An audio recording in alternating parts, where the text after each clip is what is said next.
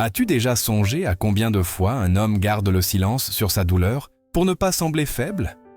Combien de fois il aime avec une telle force qu'il s'oublie lui-même parce qu'après tant d'années à chercher l'amour, il finit par choisir la solitude. Kafka a dit un jour « Les chaînes de l'esclavage sont faites de silence. » Et c'est exactement ce que nous vivons. Des hommes esclaves de rôles qu'ils n'ont pas choisis, d'attentes qui les dévorent, de relations devenues des champs d'épreuves émotionnelles. Et quand ce silence finit par se briser, il n'explose pas, il disparaît. La question que personne n'ose poser est celle-ci. Que se passe-t-il lorsqu'un homme réalise que, même en donnant tout, cela ne sera jamais assez? Pendant des décennies, il a appris qu'il devait se modeler, être fort mais sensible, être pourvoyeur sans attendre de gratitude, être stable, mais pas trop, pour ne pas sembler ennuyeux. Il a été entraîné à servir. Et quand il a compris que son service n'était plus perçu comme un cadeau, mais comme une obligation, il s'est lassé. L'homme contemporain ne se détourne pas seulement des femmes. Il se détourne d'une idée, celle selon laquelle sa vie doit être au service des autres pour avoir de la valeur. Cette rupture n'est pas simple, elle est douloureuse. C'est comme s'arracher la peau pour renaître avec une autre. Ce texte n'est pas un manifeste contre l'amour. C'est un appel brutal à la vérité, une tentative honnête de comprendre pourquoi tant d'hommes lâchent le volant émotionnel en disant « Je ne joue plus ». Si tu es une femme, ce texte pourrait te mettre mal à l'aise. Si tu es un homme, il pourrait t'apporter du soulagement. Mais pour les deux, ma promesse est la suivante. À la fin de ce voyage, tu ne verras plus l'amour ni le retrait de la même manière. Ce n'est pas nouveau que l'homme ploie silencieusement sous des exigences invisibles. Dès l'enfance, il apprend que sa valeur ne réside pas en qui il est, mais en ce qu'il peut endurer. Il endure en silence, il endure avec force, il endure pour tous. Et le plus cruel dans tout cela, c'est que personne ne le voit. La fatigue de l'homme n'est ni admirée ni accueillie, elle est simplement considérée comme allant de soi, comme si être toujours disponible, ferme et entier était un contrat naturel, une condition de son existence. La société voit l'homme comme une roche, stable, utile, inébranlable. Mais toute roche, aussi solide qu'elle paraisse, se fissure avec le temps. C'est à l'intérieur que naît cette fatigue invisible. Un épuisement qui ne crie pas, qui s'accumule entre les lignes, dans le « peu importe », qu'il entend lorsqu'il tente d'être romantique, dans le mépris voilé de ses efforts quotidiens, dans l'attente qu'il résolve tout sans jamais se plaindre. Et puis, un jour quelconque, l'homme se réveille et se rend compte qu'il est épuisé, non pas de l'amour, mais de cette sensation de donner toujours plus qu'il ne reçoit, épuisé d'être vu comme une ressource et non comme une âme. Carl Jung a écrit « Ce à quoi tu résistes persiste, mais ce que tu affrontes se dissout. » Et quand un homme affronte enfin l'abîme de sa fatigue, quelque chose se dissout. Mais ce n'est pas lui. C'est l'illusion, l'idée que s'il est suffisamment bon, il sera véritablement aimé. Car voici la blessure, beaucoup d'hommes passent leur vie à essayer de mériter l'amour. Ils tentent de réparer ce qu'ils n'ont pas brisé, ils tentent de maintenir la paix même lorsqu'ils sont les seuls à essayer. Ils tentent, jusqu'à ce que ces efforts les tuent de l'intérieur. C'est comme ramer à contre-courant d'une marée qui ne cède jamais. Plus il essaie de se rapprocher, plus il s'éloigne de lui-même, jusqu'à devenir un fantôme dans sa propre histoire. Peu à peu, il cesse d'insister. Il cesse d'envoyer de longs messages pour s'expliquer. Il n'achète plus de fleurs pour quelqu'un qui traite l'affection comme une monnaie d'échange. Il commence à économiser sa présence, et c'est là que le monde s'effraie. Il a changé. Il est froid. Il n'est plus le même. Mais la vérité, c'est qu'il a simplement cessé de saigner pour quelqu'un qui n'a même pas apporté un pansement. Ce changement, bien que douloureux, est aussi libérateur, car lorsque l'homme cesse d'essayer d'être le héros de quelqu'un qui ne veut pas être sauvé, il commence à se sauver lui-même. Et c'est le moment le plus dangereux pour le système. Quand l'homme découvre qu'il n'a besoin de l'approbation de personne pour se sentir complet. C'est comme s'il réalisait soudain qu'il a passé des années à louer des chambres dans des maisons qui ne l'ont jamais vraiment accueilli et qu'il décide enfin de construire son propre foyer en lui-même. Cet homme nouveau ne crie pas, ne se bat pas, ne supplie pas. Il se retire avec la sérénité de celui qui sait que l'amour qui exige son auto-anéantissement n'est pas de l'amour. C'est une dette émotionnelle. Et peu importe qu'on essaie de le convaincre qu'il est égoïste, lâche ou incapable de gérer une femme forte, il a compris. La véritable force, c'est de choisir sa propre paix dans un monde qui le blâme de la désirer. Nietzsche disait « La paix intérieure est la plus grande des victoires ». Et il y a une victoire qui ne se montre pas, qui se ressent dans le silence de la nuit, quand il se couche, et réalise qu'il n'a plus à mesurer chaque mot, chaque geste, chaque souffle. Il n'a pas cessé d'aimer. Il a simplement cessé de mendier l'amour. Cette fatigue, aussi invisible que dévastatrice, est le point de départ d'une nouvelle ère. Une ère où l'homme ne sera plus seulement défini par ce qu'il a enduré, mais par ce qu'il a choisi de ne plus supporter. Et ce choix est révolutionnaire. Car le véritable réveil masculin ne viendra pas du cri, mais de l'absence. L'absence de messages sans réponse. L'absence de présence là où il n'y avait que des exigences. L'absence d'efforts dans des relations qui n'offraient que des reproches. Cette fatigue invisible, qui fut si longtemps source de culpabilité, devient désormais une boussole.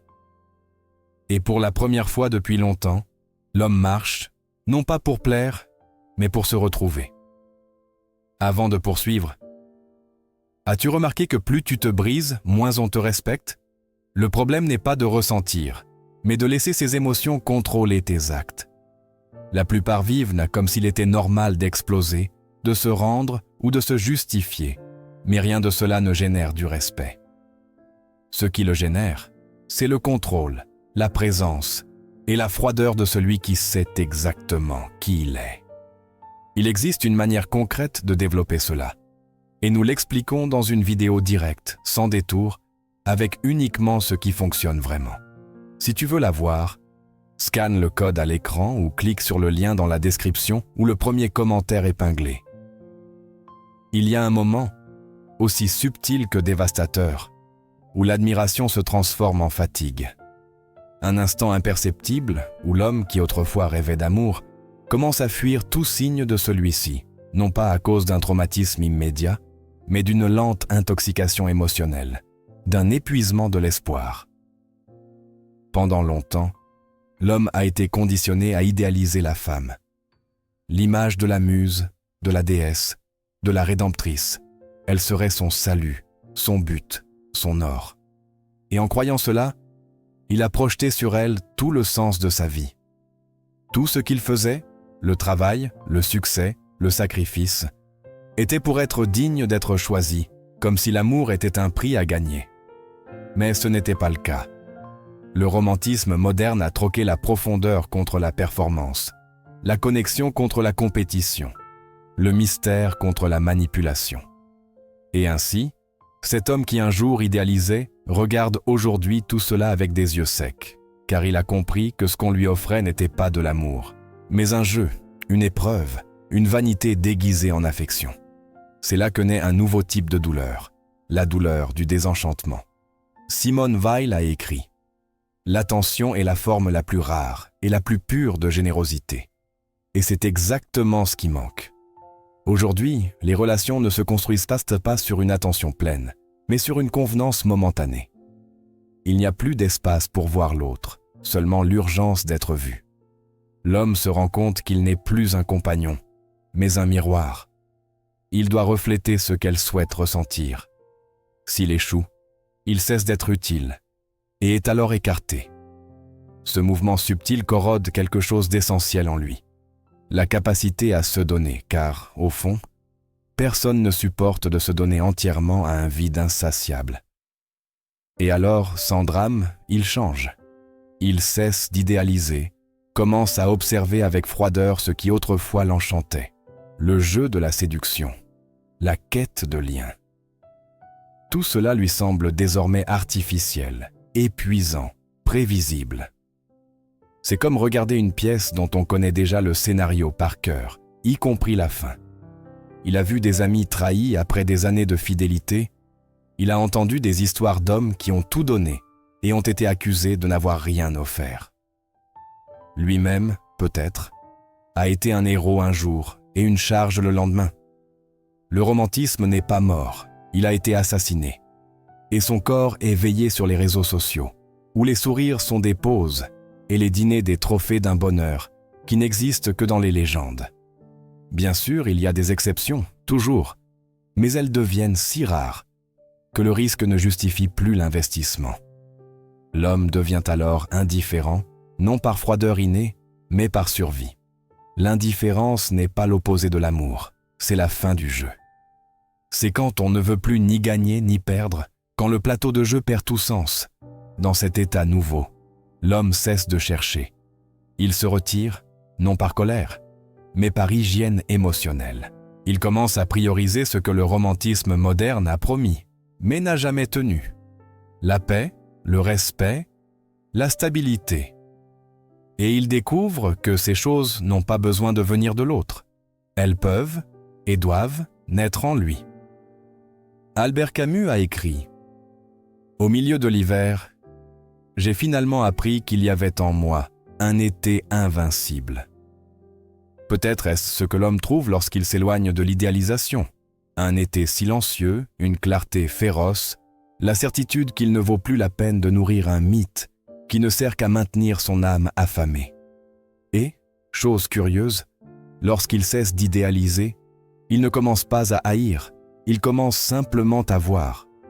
Il voit à quel point il a été manipulé, à quel point il a confondu l'intensité avec l'amour, le défi avec la profondeur, le chaos avec la passion.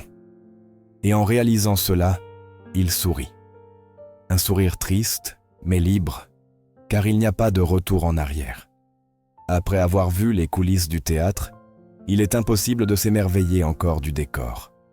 Cette indifférence n'est pas une déshumanisation, c'est un deuil, le deuil de l'espoir qu'il gardait dans sa poitrine. Et une fois ce deuil vécu, l'homme ne redevient jamais le même. Il devient autre, plus silencieux, plus attentif, plus sélectif. Il peut encore aimer, mais jamais plus au détriment de lui-même. Et cela change tout. Ce n'est pas immédiat, c'est comme un poison à effet lent. Au début, tout semble envoûtant, passionnant, vivant. Elle le défie, le provoque, teste ses limites, et lui, conditionné à confondre intensité et profondeur, pense avoir trouvé une femme différente. Mais avec le temps, cette intensité se mue en exigence. Ce qui semblait passion se révèle être une lutte silencieuse pour le contrôle, une sorte de tir à la corde émotionnelle où la corde est sa paix. Cet homme, qui autrefois désirait un amour tranquille, se retrouve dans des relations qui fonctionnent comme des sables mouvants émotionnels. Là, chaque geste est évalué, chaque mot décodé, chaque absence est un châtiment. Il se retrouve en état d'alerte constant, comme s'il vivait dans un labyrinthe affectif où le moindre faux pas peut devenir un argument pour une nouvelle attaque voilée. Et il s'adapte. Il commence à mesurer chaque phrase, à anticiper les mécontentements d'elle, à vivre non pas pour être, mais pour éviter le conflit. À ce moment-là, quelque chose s'est déjà perdu, lui-même. Foucault disait « Là où il y a du pouvoir, il y a de la résistance. » Mais l'homme ne résiste pas, du moins au début. Il cède, car il croit encore que céder, c'est aimer. Parce qu'il n'a pas encore appris que l'amour véritable ne vient jamais sous forme d'épreuve. Et quand il s'en rend compte, il ne sait plus qui il est hors de la relation. Ce type de lien, profondément toxique, bien que socialement accepté, se nourrit d'un homme qui doute de lui-même, un homme à qui l'on a appris à endurer, à réparer, à insister, et qui accepte ainsi d'être soumis à une logique de rareté émotionnelle. Il reçoit de l'affection quand il réussit, de la froideur quand il échoue. Mais l'erreur, dans ce cas, n'est jamais claire. Il doit deviner, toujours deviner, comme si la relation était un champ de mines émotionnelles. La relation devient une dynamique de renforcement intermittent, un instant de l'affection, un autre du rejet, un instant de la tendresse, un autre de la distance calculée. Ce cycle est vicieux et addictif, car neurologiquement, le cerveau humain répond plus intensément à l'inconstance qu'à la stabilité. C'est pourquoi tant de relations déséquilibrées semblent passionnantes, mais ce n'est pas de l'amour, c'est de la dopamine. C'est l'excitation d'essayer de mériter quelque chose qui devrait être offert librement. Cet homme vit alors en fonction de l'approbation d'elle. Il ne s'autorise pas à échouer, à se reposer, à être. Et le plus cruel, c'est que ce jeu de pouvoir ne se présente pas comme un jeu. Il est déguisé en empowerment féminin, en maturité émotionnelle, en relations modernes, mais au fond, c'est une piège. Car là où il y a une tension psychologique constante, il n'y a pas d'amour, il y a du contrôle. Avec le temps, le corps de cet homme commence à réagir. Il développe des symptômes qu'il ne comprend pas. Insomnie, anxiété constante, la sensation d'être toujours en dette, une dette qui ne se solde jamais. C'est à ce moment-là qu'il commence à se demander « Pourquoi dois-je lutter autant pour que quelqu'un reste à mes côtés ? Pourquoi son affection semble-t-elle une monnaie que je ne reçois qu'en obéissant ? Quand l'amour est-il devenu une négociation ? » La vérité, c'est qu'il s'est oublié lui-même pour ne pas être oublié par elle. Mais quelque chose en lui commence à s'éveiller. Une petite voix, ferme, qui dit « Tu payes ta présence avec ton essence. » Et quand cette vérité s'installe, elle ne s'en va plus. Elle commence à corroder le jeu, à faire tomber le vernis, à révéler que l'amour qui exige un effort émotionnel constant, une vigilance constante, une validation constante, n'est pas de l'amour, c'est une oppression romantique. Erich Fromm disait que l'amour mature est une union avec préservation de l'intégrité. Mais ce que cet homme vit est l'opposé. Une union sous la menace d'abandon, de silence, de rejet. Il commence à réaliser qu'il est piégé, non par des chaînes, mais par la culpabilité, par la peur d'être taxé de faible s'il part, par la peur d'être vu comme le méchant s'il n'en peut plus, par la peur d'être accusé de ne pas savoir gérer une femme forte. Mais à ce moment-là surgit une nouvelle conscience, un courage qui ne naît pas de la colère, mais de la lucidité. Il réalise qu'il ne peut plus continuer, que sa santé mentale, son corps, son esprit réclament de l'air. Et pour la première fois, il envisage l'impensable, partir. Mais il ne part pas en claquant la porte, il part en silence. Il part par des changements d'habitude, par moins d'explications, par la décision de dormir en paix plutôt que d'essayer de réparer l'insatiable. Cet homme commence à s'éloigner, et plus il s'éloigne, plus il respire, plus il réalise combien il s'était perdu en essayant de maintenir le « nous ». Et alors, il comprend. La paix n'est pas une récompense, c'est un droit. Et personne, absolument personne, n'a le droit de posséder ton état émotionnel. Il commence à se reconstruire, peu à peu, avec dignité, avec silence, avec des décisions petites mais définitives. Et le plus beau, c'est qu'il ne revient pas en arrière. Non par rancune, mais parce qu'il ne rentre plus dans le moule. Il ne rentre plus dans le rôle de pourvoyeur émotionnel. Il ne rentre plus dans les jeux du « prouve-moi que tu m'aimes ». Il ne rentre plus dans le théâtre où sa valeur se mesure à sa capacité à s'annuler. Cet homme a appris. Il a appris que l'amour n'est véritable que lorsqu'il n'exige pas son auto-extinction. Il a appris que la réciprocité ne se demande pas, elle se ressent. Et surtout, il a appris que le plus grand acte d'amour qu'il peut offrir, c'est à lui-même. L'engagement, un mot grand, dense, chargé de promesses invisibles. Pendant longtemps, il a été vu comme le summum de l'amour, l'endroit où deux êtres se rencontrent pour enfin reposer dans le cœur l'un de l'autre. Mais aujourd'hui, en silence, beaucoup d'hommes découvrent que cet engagement est en réalité un contrat de dépendance affective déguisé en stabilité. Il entre dans une relation avec le désir sincère de construire. Il veut être là, il veut que ça fonctionne. Mais peu à peu, il se rend compte que la relation exige bien plus que de la présence, de l'effort ou de la loyauté. Elle exige sa soumission émotionnelle. Il remarque qu'il doit constamment valider l'autre personne, tout en n'ayant pas le droit de montrer ses propres besoins, sans être étiqueté de faible, d'insécure ou de difficile. Tout doit être mesuré, l'affection, le silence, l'intensité. Il commence à vivre sur des œufs et on appelle cela de l'amour. Mais ce qu'il ne perçoit pas, du moins au début, c'est qu'il est absorbé par une dynamique profondément déséquilibrée. Une dynamique où sa présence est toujours attendue, mais rarement valorisée, où son effort est vu comme une obligation et non comme un choix. Et c'est là que l'engagement se révèle être une prison. L'homme commence à s'adapter. Il change son ton de voix pour ne pas sembler agressif. Il filtre ce qu'il ressent pour ne pas déranger. Il fait des concessions quotidiennes, silencieuses, pour maintenir la paix. Et tout ce sacrifice est perçu comme normal. Peu à peu, il cesse d'être un individu, il devient un reflet de ce que l'autre veut qu'il soit. Et en tant que reflet, il commence à disparaître. Il y a une différence brutale entre aimer quelqu'un et essayer d'être accepté par quelqu'un, mais beaucoup d'hommes ne parviennent plus à faire la distinction. La relation devient une arène de validation. S'il échoue à répondre aux attentes, il est puni par le silence, la distance, des représailles subtiles. Il n'y a pas de dialogue, il y a du contrôle.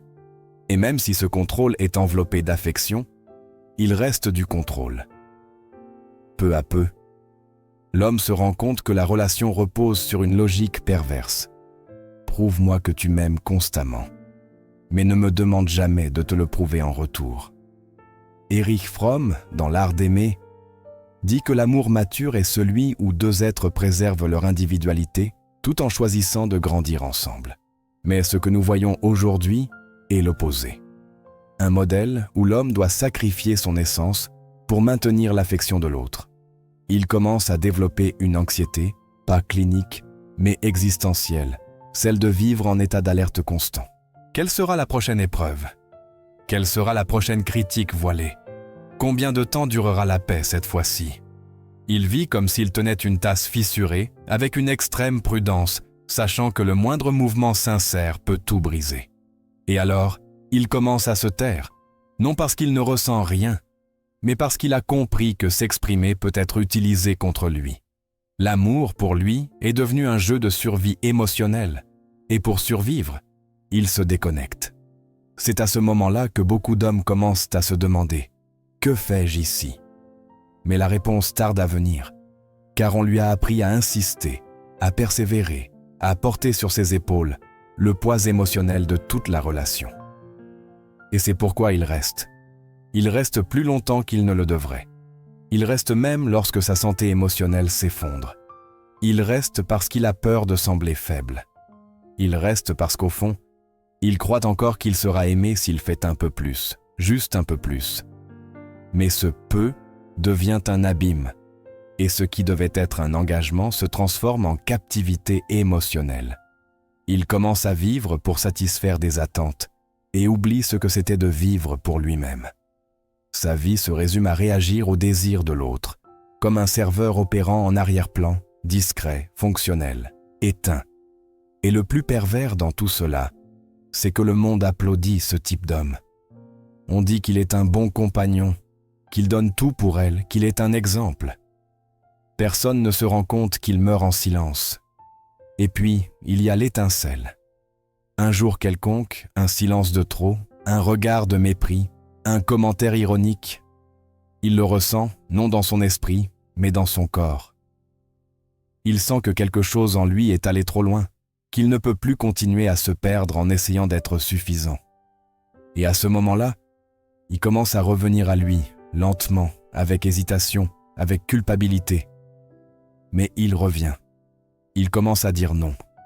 Il commence à se souvenir de qui il était avant d'essayer de s'adapter.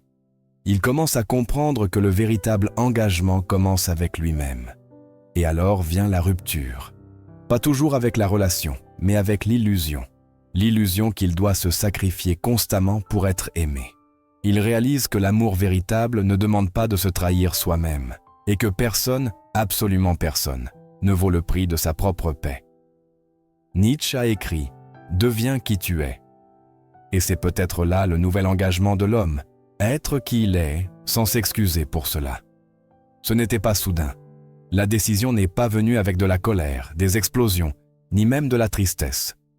Elle est venue avec un silence, de ces silences qui ne rentrent ni dans les mots, ni dans les justifications. Elle est venue comme une marée qui se retire de la plage sans bruit, mais en emportant tout avec elle. L'homme qui se choisit lui-même ne se rebelle pas, ne déclare pas la guerre. Il rentre chez lui, dans un lieu qu'il a abandonné il y a longtemps, lui-même. Pendant des années, peut-être des décennies, il a vécu pour les autres. Pour la femme qui exigeait un amour constant sans offrir de présence, pour les parents qui projetaient sur lui leur frustration, pour une société qui lui a appris à être utile avant d'être authentique. Et il a essayé. Il a essayé d'être tout. Romantique, pourvoyeur, ferme, sensible, prospère, disponible. Il a essayé de répondre à des attentes qu'il ne comprenait même pas totalement. Mais plus il essayait, plus il s'éloignait de lui-même. C'est épuisant de vivre dans un corps qui fonctionne comme un service. C'est solitaire d'aimer comme un employé émotionnel. C'est une folie d'essayer d'être vu par des yeux qui ne perçoivent que ce que tu peux offrir, et non qui tu es. Et alors, il se fatigue. Mais c'est une fatigue différente, pas celle du corps, mais de l'âme. Cette fatigue le pousse vers le silence. Et le silence, contrairement à ce qu'on dit, n'est pas une absence, c'est une présence. La présence de soi, la présence de limite, la présence de lucidité. Il commence à réaliser que la validation qu'il cherchait à l'extérieur n'avait de sens que parce qu'il y avait un vide en lui. Un vide qu'il essayait de combler avec des relations, des réussites, des éloges et des promesses. Mais maintenant, il décide de l'affronter, non pas pour le masquer, mais pour le remplir avec ce que personne ne peut lui enlever, la conscience, les racines, la liberté intérieure. Viktor Frankl a écrit « Quand nous ne pouvons plus changer une situation, nous sommes confrontés au défi de nous changer nous-mêmes. » Et c'est ce que fait cet homme. Il change, mais pas pour plaire.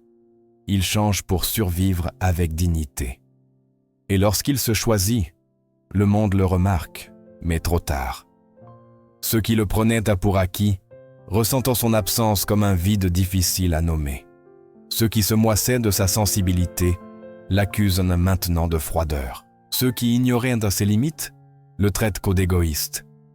Mais il ne réagit pas, ne répond pas, ne se justifie pas. Car lorsqu'un homme se réconcilie avec sa propre vérité, ce que les autres pensent pas de lui devient un bruit lointain. Il n'a plus besoin de gagner des disputes. Il a gagné quelque chose de bien plus difficile, l'abandon de soi. Cet homme nouveau parle moins, mais avec plus de poids. Il regarde dans les yeux sans détourner le regard, mais sans supplier. Il n'envoie plus de longs messages pour tenter d'expliquer l'inexplicable. Il est, tout simplement. Et cela suffit. Cette masculinité silencieuse n'est pas apathique, elle est solide. Elle n'est pas absente, elle est sélective. Elle n'est pas froide, elle est protectrice, mais seulement pour ceux qui méritent d'être protégés. Il cesse de romantiser le chaos, cesse de confondre intensité et amour, cesse de croire que l'amour véritable exige une souffrance constante. Il commence à chercher ce qui semblait autrefois impossible, la paix sans culpabilité. Cette paix ne vient pas avec des médailles, ni avec des applaudissements. Elle vient avec un soulagement que seul connaît celui qui a été prisonnier de l'intérieur. C'est se réveiller sans sentir le poids de devoir prouver quelque chose à quelqu'un. C'est être dans un lieu et savoir que tu es là parce que tu le veux, non parce qu'on t'a manipulé pour rester. C'est regarder en arrière et comprendre que tout ce qui a fait mal t'a aussi libéré. Simone de Beauvoir a écrit « La liberté est une conquête, pas un cadeau. » Et l'homme qui se choisit lui-même le comprend de manière viscérale. On ne lui a pas offert sa liberté, il a saigné pour elle. Il a dû perdre pour se souvenir de qui il était. Il a dû être rejeté pour s'accepter. Il a dû marcher seul pour ne plus jamais accepter une compagnie qui exige sa mutilation. Et lorsqu'il revient, car il revient toujours, il est autre, plus silencieux, plus centré, plus complet. Cet homme n'est pas inaccessible, mais il n'est plus disposé à être atteint par n'importe quelle main tendue. Il ne cherche plus l'attention, il cherche la vérité. Et là où il n'y a pas de vérité, il ne reste pas. Il aimera à nouveau, oui, mais avec les yeux ouverts, le cœur éveillé, les pieds sur terre. Il aimera avec maturité, avec discernement et avec un profond respect pour lui-même. Et le plus beau, c'est qu'il sait maintenant. Il n'a pas besoin d'être choisi pour se sentir précieux, car il s'est déjà choisi lui-même, et cela, personne ne peut le lui enlever. Alors, voilà. Ce qui a commencé par des questions inconfortables se termine par une certitude sereine. Beaucoup d'hommes ne s'éloignent pas des femmes par colère, égo ou rébellion. Ils s'éloignent par lucidité. Ils ne veulent pas gagner une guerre, ils veulent en sortir. Ils ne veulent pas être admirés, ils veulent être respectés. Ils ne choisissent pas la solitude par mépris de l'amour, mais par fidélité à leur propre paix. Ce mouvement n'a ni leader, ni drapeau, ni hashtag. Il se produit dans le silence des chambres, dans les regards vides, dans les messages jamais envoyés. Il se produit lorsqu'un homme, après des années à essayer de mériter l'affection, réalise que le prix est trop élevé et décide de cesser de payer avec son âme. Mais cet éloignement n'est pas la fin de l'amour. Au contraire, c'est peut-être le seul chemin possible pour qu'il retrouve son véritable sens. Car seul celui qui s'est déjà perdu en essayant de plaire à l'autre peut comprendre la valeur d'un amour qui n'exige pas le sacrifice constant de soi-même. Une révolution est en marche et elle est invisible. Elle ne se déroule pas dans les rues ni dans les discours. Elle se produit lorsqu'un homme dit pour la première fois « Non, moi aussi je compte ». Et ce « non » porte le poids des siècles. C'est le « non » à la manipulation émotionnelle. C'est le non à l'amour conditionnel. C'est le non à une masculinité qui exige la force, mais interdit la fragilité. C'est le non au rôle de sauveur émotionnel dans des relations qui ne fonctionnent que tant qu'il se vide de son sang en silence. Mais surtout, c'est un oui. Oui à la liberté. Oui à sa propre voix. Oui au droit d'exister hors de la logique du sacrifice. L'homme qui se choisit lui-même ne nie pas l'amour. Il dégage le chemin pour le retrouver dans sa forme la plus pure, lorsqu'il arrive sans exigence, sans théâtre, sans contrat de validation émotionnelle. Et peut-être, au bout du compte, est-ce tout ce qu'il a toujours voulu. Un endroit où il peut respirer, où il peut exister, sans avoir à prouver constamment qu'il mérite d'être là. Et si cet endroit n'est pas aux côtés de quelqu'un, alors qu'il soit en lui-même. Car seul celui qui a appris à aimer sa propre compagnie est capable d'aimer autrui sans faire de l'autre une prison. Je n'ai pas écrit ce texte à distance. Il ne vient pas seulement des livres ou des théories. Il vient de ce qui n'apparaît jamais sur les photos. Le silence après une conversation froide, le regard vide dans le miroir à minuit, la sensation de lutter pour quelque chose qui ne fait que blesser. J'ai quitté cet homme. J'ai cru que si je m'expliquais davantage, on me comprendrait. Que si je faisais plus, on me valoriserait. Que si j'aimais assez, on m'aimerait en retour. Mais ce que j'ai appris dans ma chair, c'est que l'amour qui exige un effort constant pour ne pas se perdre est déjà perdu depuis longtemps. Ce texte n'est pas une critique des femmes. C'est un portrait d'une fatigue profonde que beaucoup d'entre nous ont appris à cacher par peur de paraître fragiles. Il s'agit de réapprendre à se dire « oui » à soi-même, après des années à dire « oui » aux autres. Et si tu es arrivé jusqu'ici avec le cœur ouvert, je t'en remercie, non seulement pour avoir écouté mes mots, mais pour avoir entendu quelque chose en toi pendant qu'il défilait.